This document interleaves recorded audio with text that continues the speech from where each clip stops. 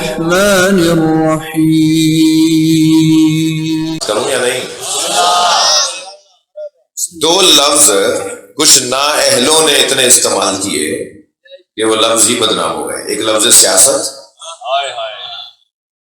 ناکام سیاستدانوں نے اتنا اس لفظ کو بولا کہ اب لفظ سیاست مسجد امام بارگاہ میں بولتے ہوئے 4 دفعہ ڈر لگتا ہے، جبکہ سیاست سے بڑی عبادت نہیں ہے.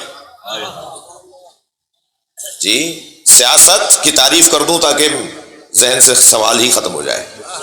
سیاست کی تعریف مخلوق الہی کے امور کی تدبیر سیاست.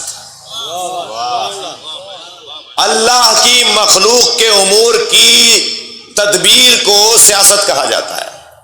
اس وقت سیلاب زدہ لوگ بیٹھے ہوئے ہیں نا، کام آؤ، یہی سیاست ہے. لگوا کے دو یہ ٹینٹ، لا کے دو ان کے ساتھ مسئلے حل کرو ان کے، یہی سیاست ہے. جو کرنے کا کام ہے وہ کرتے نہیں ہو، جو نہیں کرنے کا ہے وہ کرتے ہو. تو یہ سیاست یعنی مخلوق الہی کے امور کی تدبیر. تو اس سے بڑھ کر کوئی عبادت ہے؟ اللہ تو اپنی نماز بھی قبول نہیں کرتا. اگر کوئی مولانا کو آواز لگائے، رکوع میں جماعت کھڑی تھی، مولانا نماز پڑھا رہے تھے، پہلے ہی 2000 نمازی نماز پڑھ رہے تھے، نمازی بھی کم نہیں تھے. ایک آدمی نے آواز لگائی، یا اللہ یا اللہ. مولانا کو حکم ہے کہ رکوع لمبا کرو، 2000 آدمیوں کو لمبا رکوع کرواؤ، ایک آدمی شریک ہو جائے.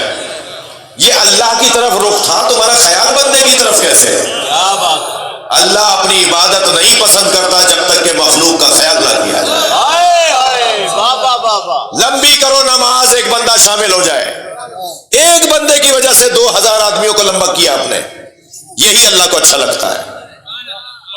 ہر نماز کے ساتھ اقیموا الصلاۃ کے ساتھ وآتوا الزکات، ہر نماز کے ساتھ وآتوا الزکات کا ذکر کیوں ہے؟ یعنی میرے سجدے کے ساتھ میرے بندوں کا خیال رکھو. اللہ نہیں چاہتا کہ میری عبادت روکھی سے لے کر آؤ، میری عبادت کے ساتھ نمک ڈالو میری مخلوق کا خیال کر کے.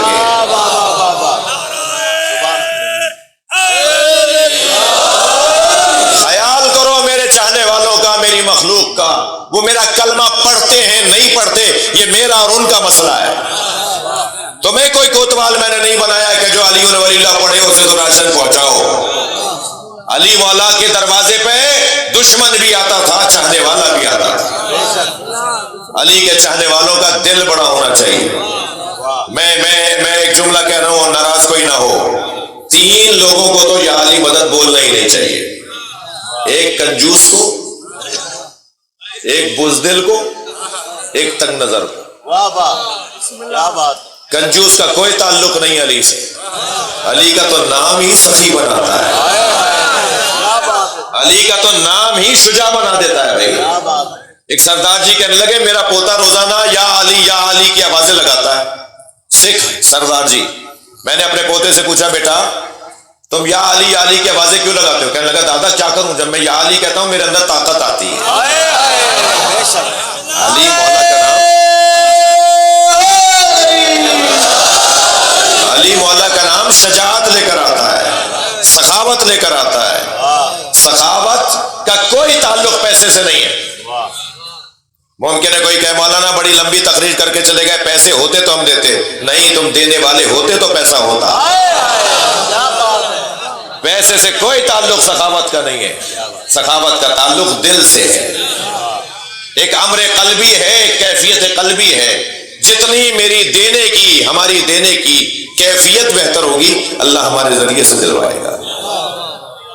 جی اہل بیت کا دروازہ کسی کے لیے بند نہیں ہوتا تھا. چاہنے والے آ رہے ہیں وہ پوچھتے ہی نہیں ہیں.